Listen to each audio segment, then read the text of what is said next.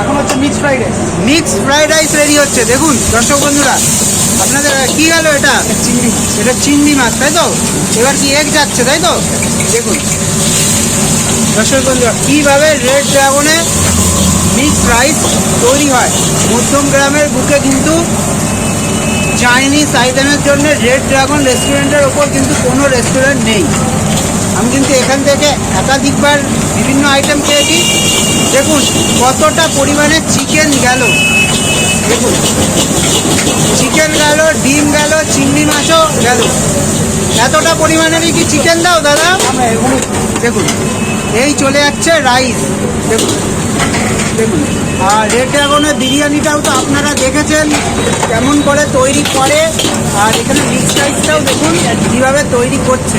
দেখুন শুধু একদম লং গ্রেন রাইস। দাদা বিরিয়ানির রাইস আর এই রাইস কি আলাদা না একই? একই রাইস, তাই তো? একদম লং গ্রেন রাইস ইউজ করছে। দাদারা কি রাইস ইউজ করছো দাদা?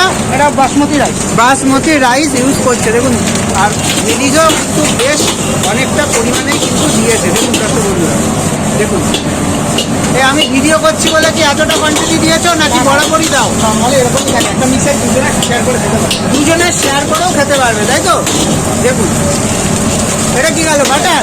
দেখুন কতটা পরিমাণে বাটার দিচ্ছে। দেখুন দেখুন কীভাবে মিক্স রাইসটা তৈরি করছে। দেখুন আর দেখুন দর্শক বন্ধুরা,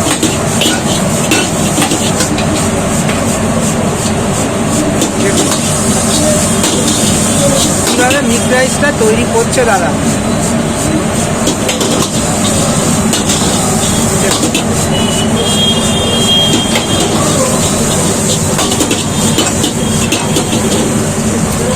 হয়ে গেল দাদা?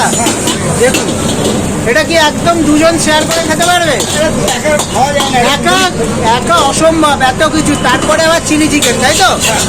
দাদা দাম কত রেখেছো এরকম এক প্লেটে? এটা মিক্সের 160 টাকা, চিলি চিকেন আছে 160 টাকা, তাই তো?